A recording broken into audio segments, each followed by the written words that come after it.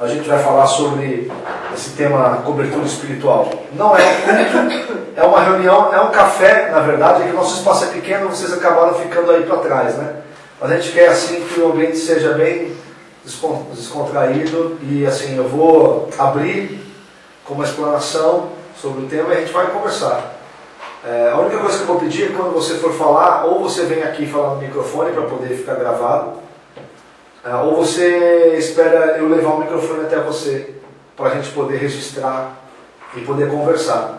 Esses temas que a gente tem, o tema passado desse tema, eu usei o Facebook para divulgar, e foi a participação no Facebook foi muito intensa, muita gente de fora da nossa cidade querendo participar, querendo ouvir. O anúncio que a gente fez da semana passada, da quinzena passada, o engano do gafanhoto, né, o golpe do gafanhoto, falando sobre dízimos, na nossa página no Facebook deu mais de 4.500 visualizações no cartaz, porque o Facebook dá para a gente se dar. Esse de agora deu quase 3.000 visualizações, porque a gente só colocou a propaganda na segunda-feira, porque não tinha dado tempo de eu fazer a arte, o João acabou ficando para fazer, ele foi trabalhar no Rock in Rio, que ele trabalha com uma banda que tocou no Rock in Rio, e aí não conseguiu fazer também. Só publicamos na segunda-feira, e aí mesmo assim deu quase 3.000 views lá no Facebook. Então assim, tem muita gente atenta ao que a gente vai estar falando aqui. Eu acredito que é uma responsabilidade muito grande falar sobre esses temas, ok? Então eu queria fazer uma oração para a gente começar, né? E pedir que o Espírito de Deus esteja conosco aqui, nos guiando, nos conduzindo, nos levando, como diz a palavra, como Jesus disse, que Ele nos guiaria a toda a verdade. Amém? Senhor Jesus, no Teu nome, muito obrigado por esta noite, muito obrigado por estarmos reunidos no nome do Senhor. A palavra diz que o Senhor está aqui, que o Senhor está presente. Nós cremos nisso e Te damos boas-vindas. Nós queremos que o Senhor esteja à vontade no meio de nós, falando, revelando, abrindo nossas mentes, nossos corações. Nós entregamos esta reunião ao Senhor com toda a reverência, com toda a humildade, com o coração inteiro voltado para Ti. Abençoa as nossas vidas, fala conosco. Abençoa as pessoas que ouvirão esta mensagem, que compartilharão esta mensagem, que aprenderão com esta mensagem, que nós, cingidos de humildade, nós possamos trazer Teu Evangelho às vidas e aos corações. Em nome de Jesus. Amém. Amém. A gente, tratando de um assunto como esse, eu vou ficar encostadão aqui, porque na verdade eu queria ficar sentado aqui. Acho que se eu ficar sentado, eu vou ficar escondido de vocês. Mas tratar um assunto como esse, a gente precisa ter muita humildade. Porque a gente não pode vir aqui com arrogância, dizer assim, nós estamos certos, todos os demais estão errados. A gente precisa entender um pouco sobre o que é o movimento evangélico no Brasil hoje, para a gente poder falar sobre esse tema. Grande quantidade do povo evangélico brasileiro, as igrejas de matriz protestante brasileira, grande quantidade de pessoas vêm de igrejas de origem pentecostal e neopentecostais. As igrejas de origem pentecostal e neopentecostais, elas têm uma teologia mais heterodoxa, ou seja, que não se atém muito aos dogmas da teologia ortodoxa do movimento protestante mais tradicional. Ou seja, eles não têm amarras com a tradição da teologia, da interpretação do texto bíblico, das tradições institucionais que já são consolidadas há alguns séculos. Então, nas igrejas neopentecostais, de matriz pentecostal, as ideias, as teologias, as doutrinas, as interpretações da Bíblia, elas são muito, mas muito voltadas para a lógica do mercado, né? E é muito importante falar isso quando a gente fala desse tema cobertura espiritual. Por quê? Esse tema cobertura espiritual ele surge na igreja na década de 90 através de literatura, com alguns autores, um deles, por exemplo, que é um autor muito conhecido, que escreveu alguns livros bons. Não estamos aqui dizendo assim, tudo que é falado desse autor não presta. É um autor chamado John Bevere. E ele escreveu um livro chamado Undercover. Em português, se eu não me engano, ele se chama Debaixo das Suas Asas. A tradução do livro em inglês seria Debaixo de Cobertura. Debaixo de uma coberta, de uma cobertura. Essa demanda por literatura evangélica, por livros, é uma demanda de mercado. As livrarias, as igrejas, elas vendem, as editoras evangélicas, elas vendem conteúdo cristão e existe um grande mercado a ser atendido desse conteúdo cristão. Então, como todo mercado, ele precisa que haja sempre novidades. Então, essa lógica do mercado, ela acaba influenciando o pensamento teológico, o pensamento doutrinário da igreja.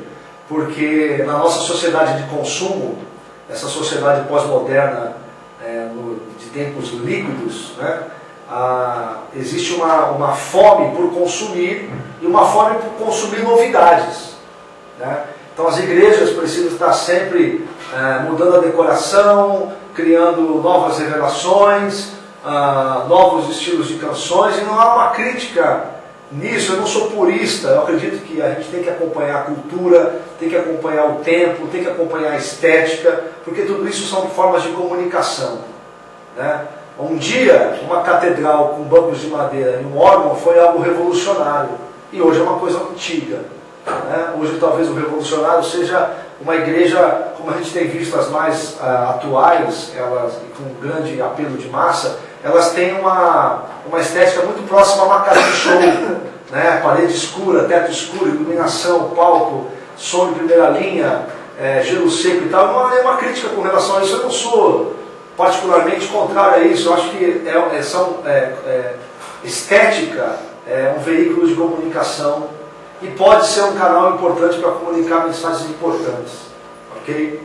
Agora, essa lógica de mercado, ela traz de tempos em tempos o que a Bíblia já identifica lá desde Paulo, os tais ventos de doutrina. E um destes ventos de doutrina é a tal cobertura espiritual, que, para a gente começar a falar, a gente tem que entender o seguinte. Primeira coisa, no Novo Testamento, existe esse termo cobertura espiritual? A única vez que o Novo Testamento utiliza a palavra cobertura, a única vez é em 1 Coríntios 11:15, quando fala da cobertura do véu que as mulheres na igreja de Corinto deveriam usar sobre a cabeça. É a única menção, o único momento que no Novo Testamento é utilizada a palavra cobertura. É a única, e totalmente fora do contexto de autoridade e submissão. É uma questão muito particular da igreja de Corinto, a gente não vai entrar nesse mérito aqui, e as mulheres lá tinham que cobrir a cabeça com véu, né? Existe todo um porquê disso, né? Ou seja, a palavra cobertura espiritual não é usada no Novo Testamento em nenhum momento para se referir à liderança, à autoridade, a pastoreio, à governança, nada disso, né? E aí você vê hoje desdobramentos dessa doutrina, dessa teologia da cobertura espiritual. Hoje está muito na moda o termo paternidade espiritual. Como a cobertura espiritual ficou uma coisa muito agressiva e muito criticada, hoje já se utiliza o termo paternidade espiritual. Então, até um certo tempo atrás, você conhecia um evangélico, um irmão, e aí o irmão perguntava assim: qual é a sua igreja? Você falava: a minha igreja é tal. Aí ele perguntava: qual é a sua cobertura? Alguém já ouviu essa pergunta? Quem é a sua cobertura? Eu, como sou pastor, né, há um certo tempo, se eu fosse num evento de pastores, num congresso, e eu me apresentasse: eu sou pastor e tal, prazer e tal, o cara perguntava: qual é a sua igreja? Eu falava: a minha igreja é tal. Quem é a cobertura de vocês? Quem é a cobertura da sua igreja? Né? Hoje já mudou um pouco, esse termo cobertura já ficou meio manjado. Então hoje já dizem assim: quem é quem é o pai de vocês? O pai espiritual? Quem é a paternidade? Vocês estão debaixo da paternidade de quem? Então são esses termos, né, que surgem, ok?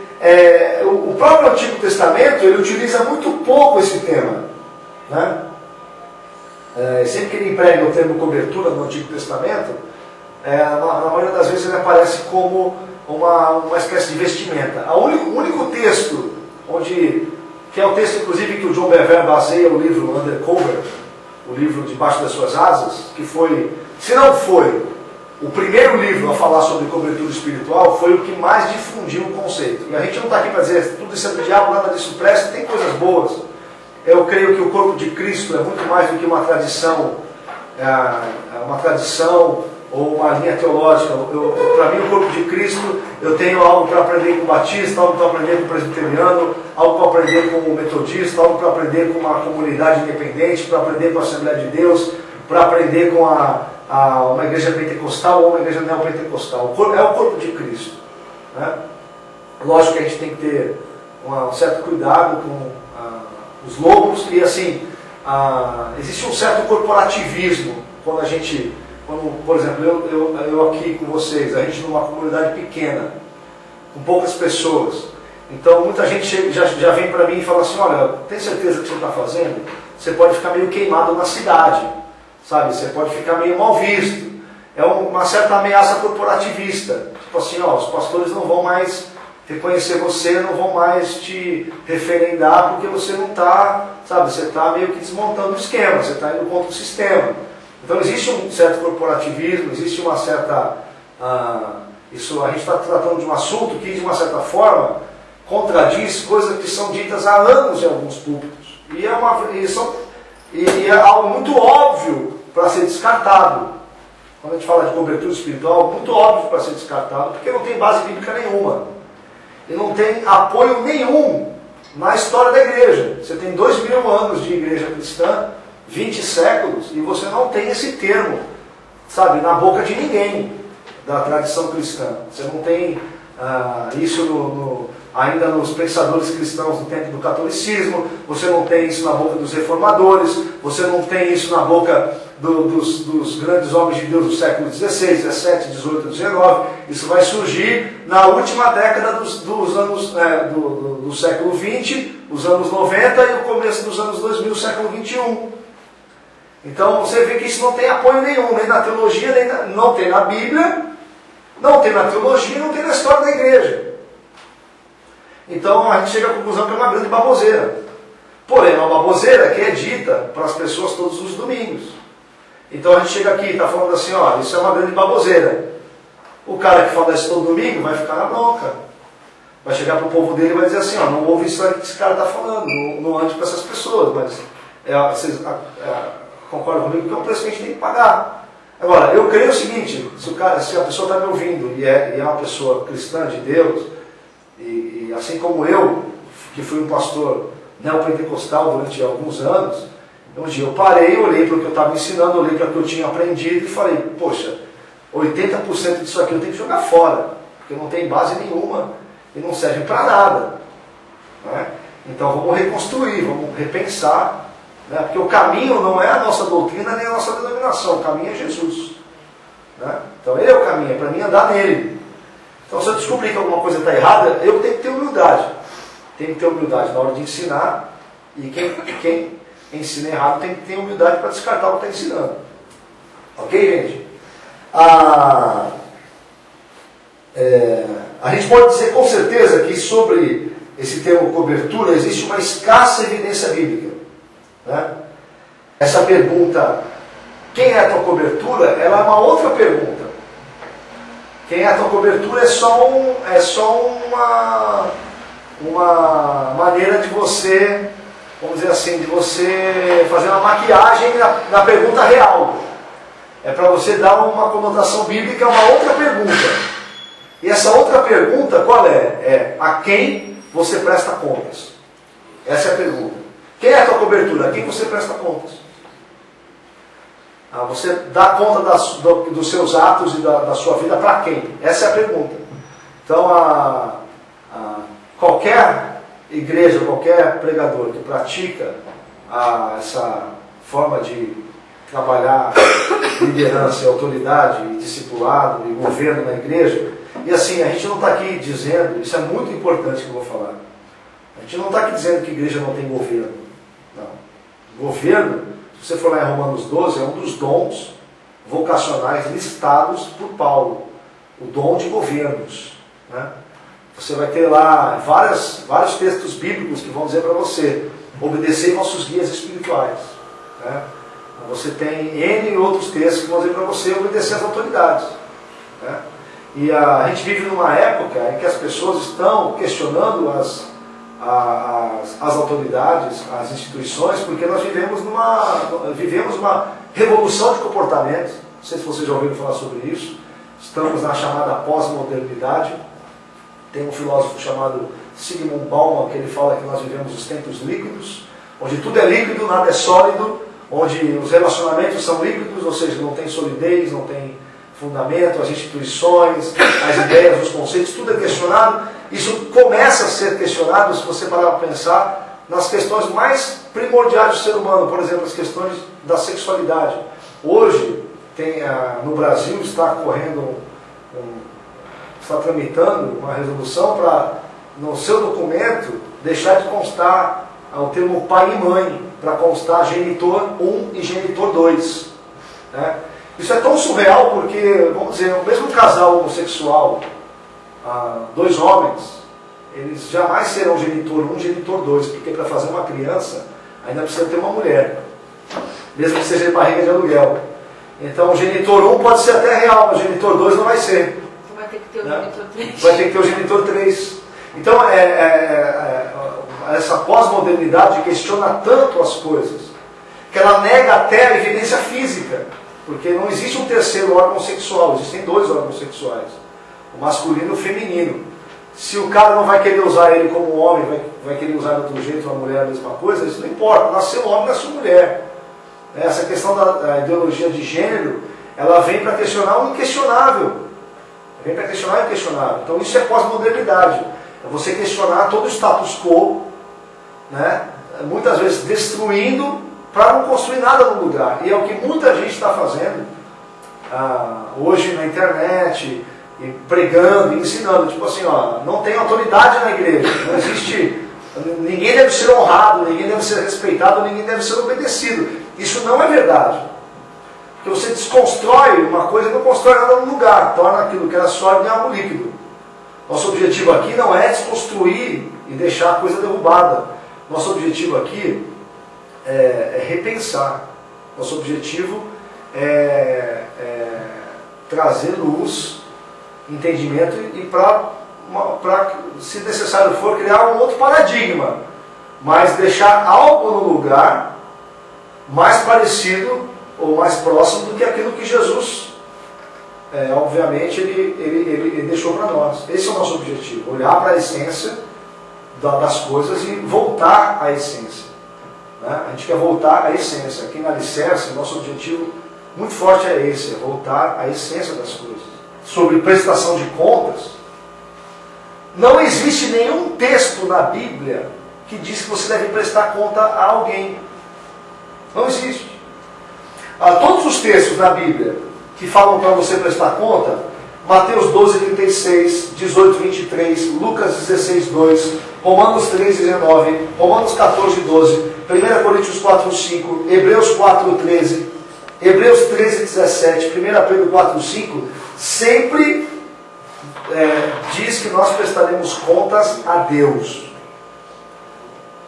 Então a pergunta, quem é a tua cobertura? Na verdade, a pergunta é, a quem você presta contas?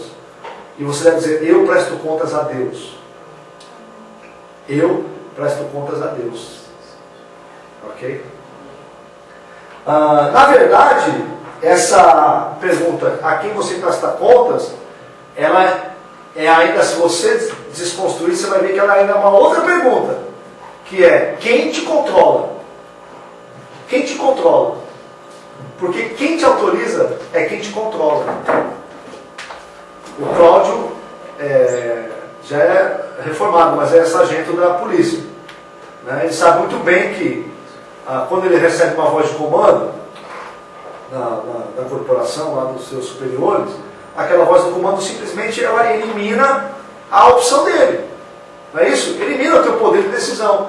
Você recebeu a ordem, você tem que ir lá e cumprir. No militarismo é assim.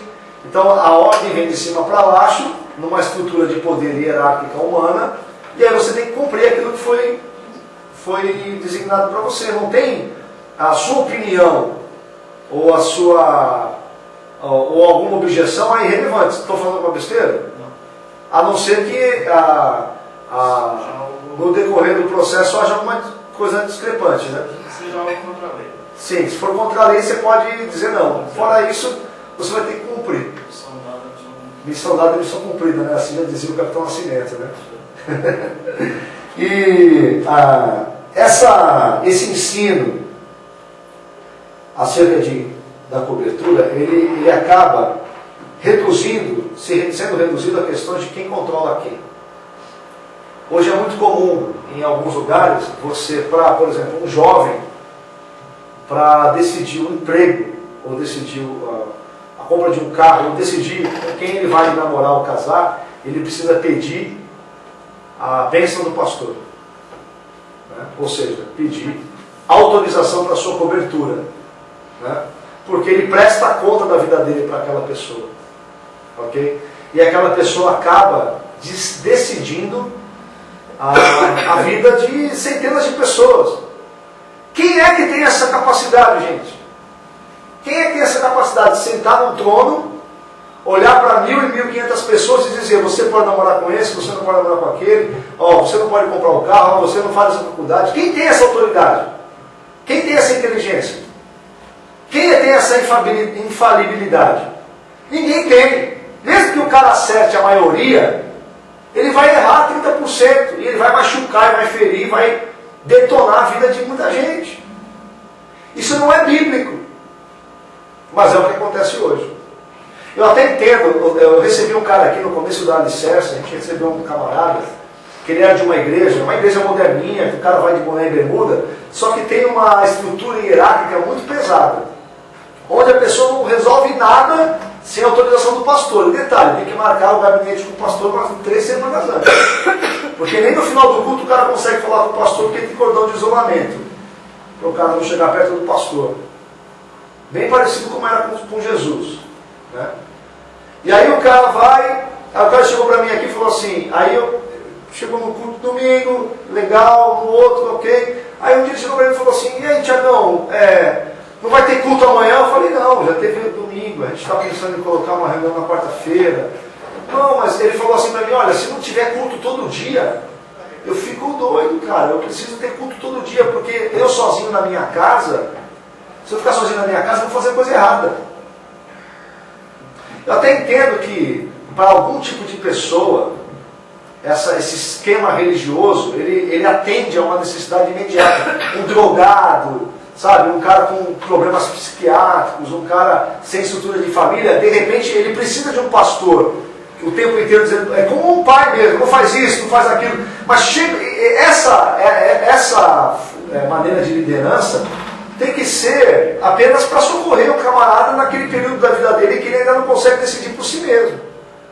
Mas essa liderança tem que trabalhar a pessoa para ela sair da gaiola e voar. Porque senão você pega o que Lutero chamou de um sacerdócio universal de todos os cristãos, que é o fato de que Jesus morreu na cruz para que todos nós fôssemos sacerdotes de Deus.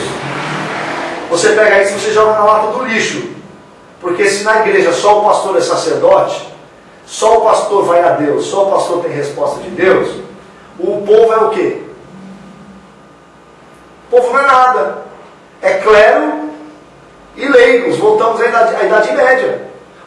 Lutero foi lá na catedral, na Alemanha, pregou as suas 95 teses para quê? Exatamente para livrar a gente disso. E agora o neopentecostalismo, em pleno século XXI, está trazendo ele de volta para isso. Para as indulgências, para a barganha, para a troca de bênção por dinheiro, para sacerdotes, clero, tudo isso que não existe no Evangelho, não existe na tradição da reforma protestante, e nós não estamos aqui nem como reformados, como seguidores da item por item da reforma, estamos aqui como cristãos. Não faz sentido. Então a questão é, quem controla quem? Quem controla a gente? Né? Então essa é a base desse ensinamento de cobertura. Né? Isso acaba sendo ensinado como se fosse um mecanismo protetor. Um mecanismo protetor. Então assim, olha, eu ouvi isso muitos anos. se você está debaixo da minha cobertura, para o diabo tocar em você, primeiro ele tem que tocar em mim. E eu te pergunto, isso está escrito aonde na Bíblia, gente? Está escrito aonde na Bíblia isso? Porque eu, por exemplo, olho para o Evangelho, eu vejo nos primeiros meses, não foi nem anos, nas primeiras semanas e meses de que Jesus foi ressurreto para o céu, metade dos apóstolos morreram ao fio da espada, metade. Dos apóstolos do Cordeiro. Não duraram nem um ano. Metade já morreu nos primeiros meses. E então a cobertura de Jesus era furada. É uma sombrinha da 25 de março de 1999. Não tem lógica. Imagina eu chegar para você e falar assim, ó, você está debaixo da minha cobertura, você está protegido. O diabo não pode tocar em você. Eu sou quem? Eu sou super-homem, eu sou o Hulk, eu sou homem de ferro. Capitão América, com escudo, com estrela no meio. Isso não existe, gente. Qualquer pastor, apóstolo, bispo, seja ele quem for, na estrutura eclesiástica onde ele estiver inserido, ele não tem superpoderes. Ah, é ungido de Deus. Você é tão ungido quanto o seu pastor. Glória a Deus. Tão ungido quanto. Que o Novo Testamento declara sobre a unção, ele diz que vós tendes a unção que vem do santo. É a unção de Jesus. Não é a unção do Tiago, não é a unção do pastor, do apóstolo. É a unção de Jesus, que Jesus reparte para a igreja. E aí, os dons vão se manifestar de acordo com a habilidade e o dom que Deus vai dar para cada um. Ok? Mas a unção, ninguém é mais ungido do que ninguém aqui. Aí você diz, mas não, eu não tenho que honrar o homem de Deus. Você tem que honrar todos os irmãos. Esse é o problema da igreja. A gente honra o homem de Deus e não honra os irmãos. Porque a igreja é o que é. Se a gente honrasse todos os irmãos como nós honramos o homem de Deus, imagina que coisa linda seria a igreja. Então a honra é a honra de irmão, um para o outro. A mesma honra que você dá ao pastor, você tem que dar para o seu irmão. Mas o pastor é uma pessoa especial? Sim, o pastor é uma pessoa especial. Assim como o irmão do seu lado é uma pessoa especial. Em Cristo todos nós somos iguais, somos no corpo que não servem para nada, mas são corpo. Então tem irmãos que parece que eles não servem para nada, mas são irmãos. Você tem que honrar. Ok?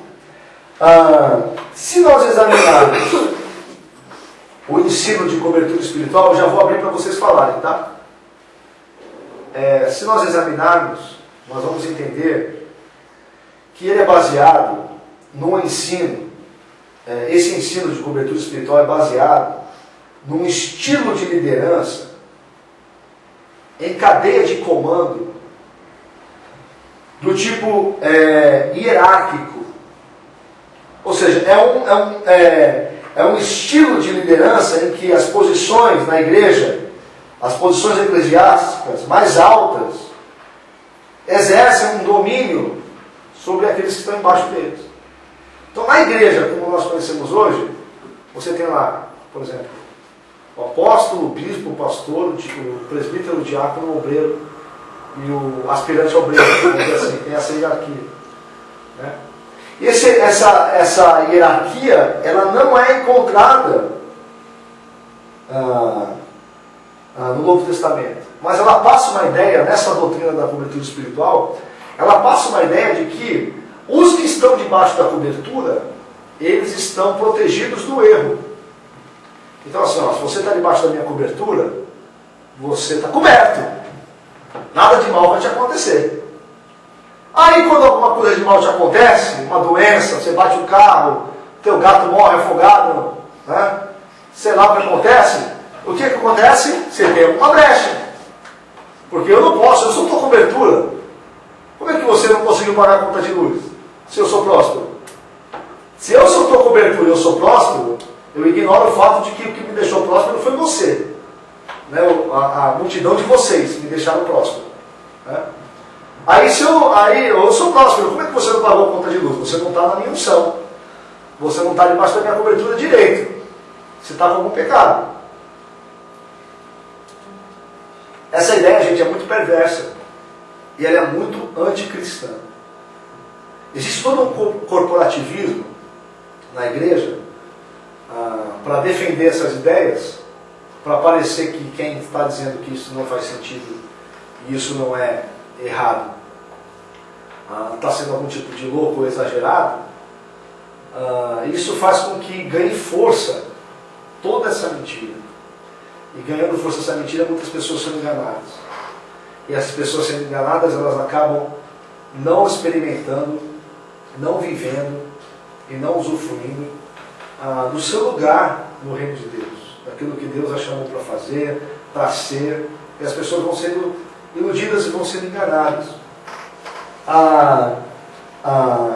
Esse controle de direção, de liderança hierárquica, de cima para baixo, né? Esse conceito é mais ou menos o seguinte: todos nós devemos responder a alguém que está numa posição eclesiástica elevada, né? E esse alguém, numa posição eclesiástica elevada, ele também presta contas a alguém numa posição mais elevada. E aí vai. E lá no final tem alguém, tem um homem lá no final, né? Aí eu te pergunto, esse homem presta contas a quem? Aí ele vai dizer, a Deus, né? E aí eu vou te falar, então por que a gente não presta conta a Deus direto? Se lá em cima vai ter um homem prestando conta a Deus, por que ele pode e eu não posso? Porque nós estamos dividindo a igreja entre clero, né, e leigos, igual era na Idade Média. Oi? Você foi bem certeiro, Nimrod, a Torre de Babel, que era isso, a Torre de Babel. Eram os caras lá em cima, dizendo assim, nós vamos chegar no céu. Você acha que Deus tinha medo que a Torre de Babel ia chegar no céu? A Torre de Babel nunca ia chegar no céu, uma hora ela ia cair, sim ou não, gente? Não ia chegar no céu. Jamais ia chegar no céu. Mas um dia, quando eles vissem, opa, se a gente fizer mais um andar, isso aqui vai cair. Né? Alguém ia chegar para eles e dizer assim, mas peraí, mas vocês não falaram que vocês iam chegar no céu?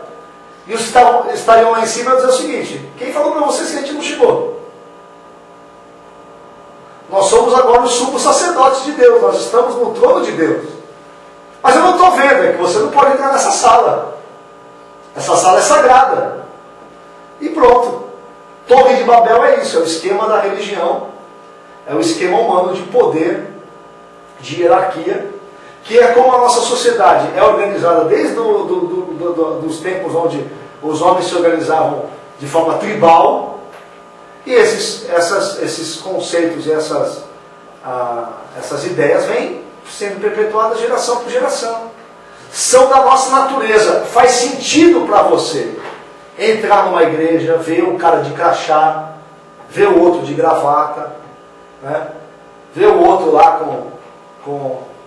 por exemplo, se você for no Exército da Salvação, que foi uma igreja importantíssima no começo do século XX, na Inglaterra, do final do século XIX para o século XX, o Exército da Salvação foi importantíssimo. No Brasil, eles faziam um trabalho social, ainda fazem, mas hoje menos. Mas faziam um trabalho social fantástico. Então a gente não está aqui desprezando o Exército da Salvação e dizendo que eles não são de Deus. Mas o Exército da Salvação, eles se organizavam como? Com fardas, patentes. Então você ia lá, tinha o soldado, o cabo, o sargento, o general, o coronel, eu não sei como funciona, ok? Por quê? Porque isso faz sentido para a gente. A nossa mente humana, ela entende essa lógica. Quem manda aqui é aquele cara lá. E aqueles 4 ou 5 são os caras mais próximos daquele que manda lá. Então eles mandam um pouquinho menos. Agora tem mais uns 12 ou 15 que mandam um pouquinho menos do que esses mandam. Então eu acho que se eu puxar aqui a sardinha de um, se eu fizer uma política bem feita aqui, eu consigo me encaixar nesses 15. E de repente no meio desses 15 eu me destaco, eu consigo chegar nos 5. Então, para isso vai rolando a política, troca de favor, troca de interesse, nepotismo, e todas essas coisas que acontecem na política, acontecem no bairro, acontece na tua empresa onde você trabalha e acontece na igreja. Só que era para acontecer em todo lugar, menos na igreja. Porque na igreja era para ser outra coisa.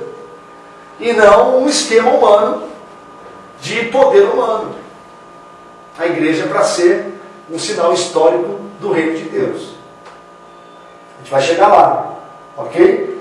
Então é assim, o leigo está coberto pelo pastor, o pastor está coberto pela denominação, a denominação está coberta pela igreja mãe, a matriz, e a matriz por algum tipo de obreiro, o apóstolo, e aí o obreiro, o apóstolo, presta conta para uma autoridade internacional, um apóstolo americano. O brasileiro adora pagar pau para o americano, o brasileiro gosta, dá certo, funciona, faz a nossa mente humana e dizer assim, pô, isso faz sentido.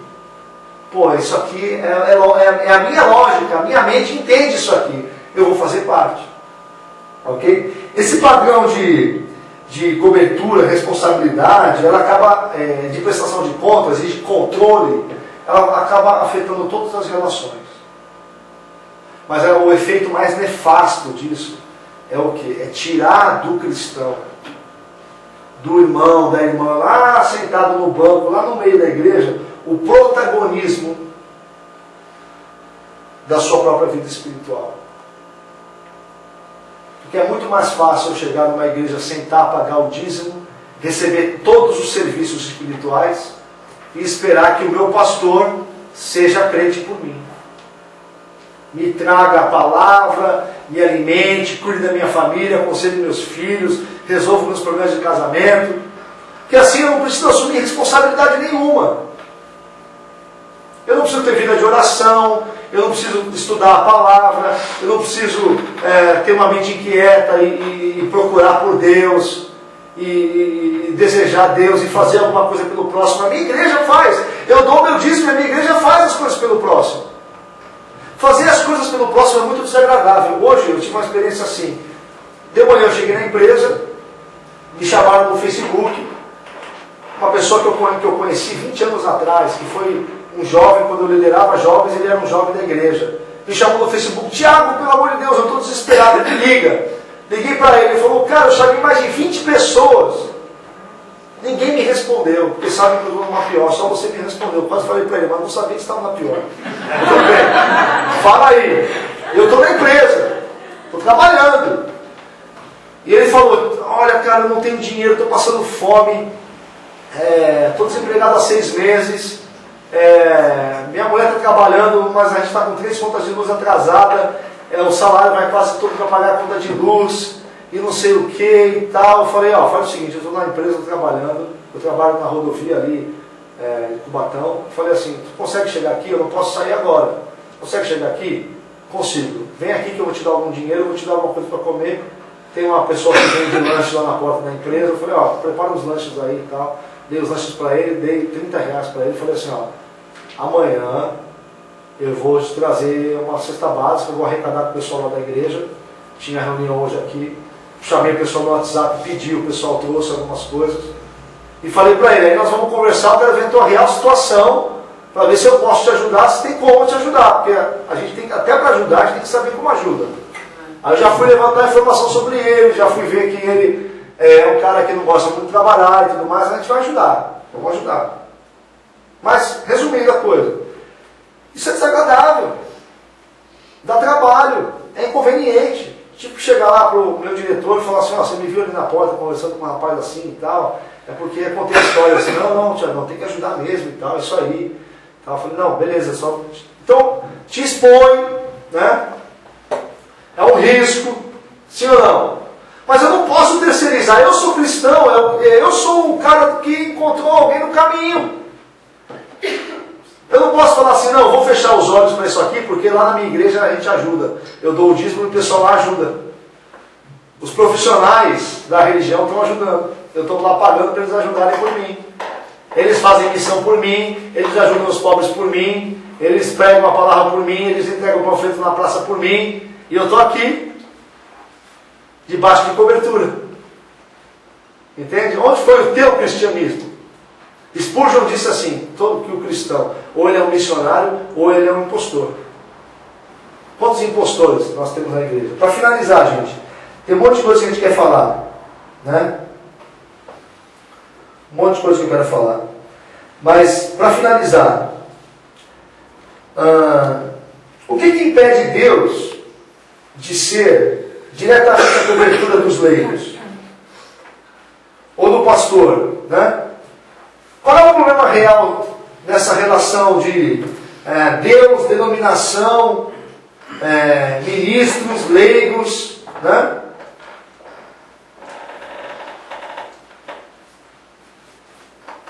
O que tem por trás dessa retórica de prestação de contas? O que tem por trás disso?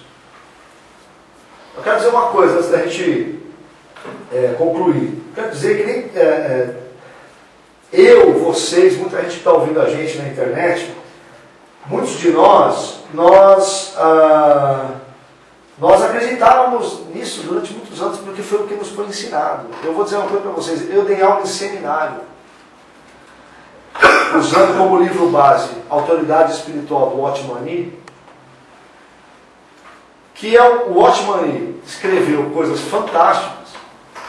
Não sei se você sabe, a maioria das coisas que o Watchman Nee escreveu, que tem em livro, ele não escreveu em forma de livro, ele ensinava para os discípulos dele. O Watchman Nee foi um chinês que é muito importante para a teologia do século XX, e ele ensinava e os alunos anotavam os ensinamentos dele e compilavam esses ensinamentos em livros.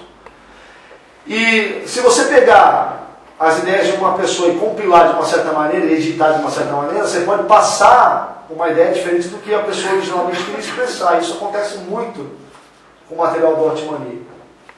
Se você pesquisar críticas sobre o material do Watchman Nee, você vai encontrar muitas pessoas fazendo essa crítica sobre o material que existe editado de Watchman Nee. Não foi muito bem isso que o Watchman Nee quis dizer. E eu dava autoridade espiritual baseado no livro de Watchman Nee. A gente ensinava lá, tá vendo Moisés? Moisés falou isso aqui para o povo não obedeceu, abriu o chão, o povo foi engolido. E na igreja é assim, o pastor falou, você não obedeceu, vai abrir o chão, você vai ser engolido. Porque a igreja está fazendo igual o mundo. Como é que o mundo é organizado?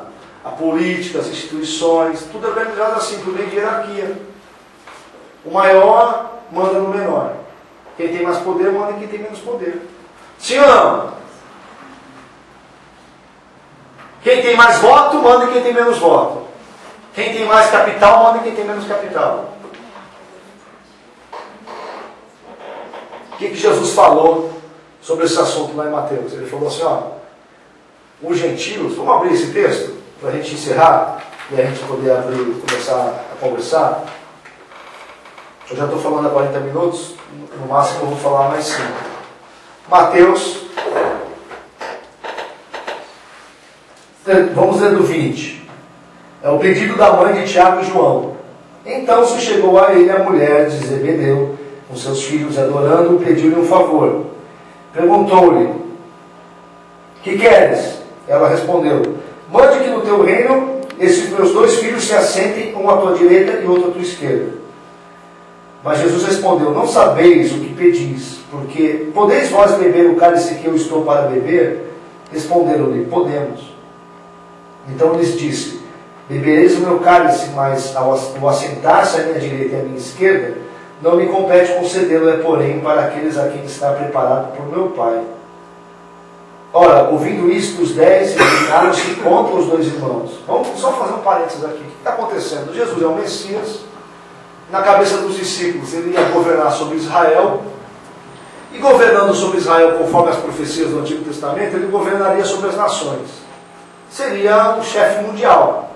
Então, a mãe de Zebedeu, a mulher de Zebedeu, mãe de Tiago e João, muito esperta, que nem a sua mãe faria e você faria para os seus filhos, chegou lá em Jesus, pois é, Jesus, meus filhos, né, e tal, deixa um ser teu vice, o outro ser teu primeiro-ministro, né, deixa um ser teu mais chegado aí, o teu cupincha, teu braço direito, um na tua esquerda e um na tua direita.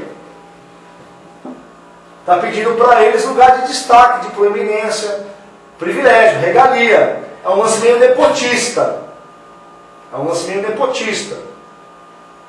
E E aí Jesus fala para ela assim, eles vão beber o meu cálice? Eles vão morrer como eu vou morrer? Eles não estão entendendo a história. Os outros 10 discípulos ficam revoltados, porque eles queriam eles a boquinha. Como assim os caras passam na nossa frente?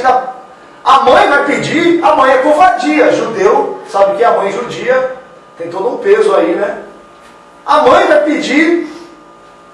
Aí olha o que Jesus fala para eles. Então Jesus, chamando-os, disse: sabeis que os governadores dos povos dominam e que os maiorais exercem autoridade sobre eles. Note que isso está saindo da boca de Jesus. E você nunca ouve ninguém pregar sobre autoridade espiritual usando esse texto. Porque para o cara falar que ele é cobertura espiritual de alguém, ele tem que ignorar essas palavras de Jesus. Porque Jesus está dizendo o seguinte: sabeis que os governadores dos povos os dominam e que os maiorais exercem autoridade sobre eles. Não será assim entre vós. Não será assim entre vós.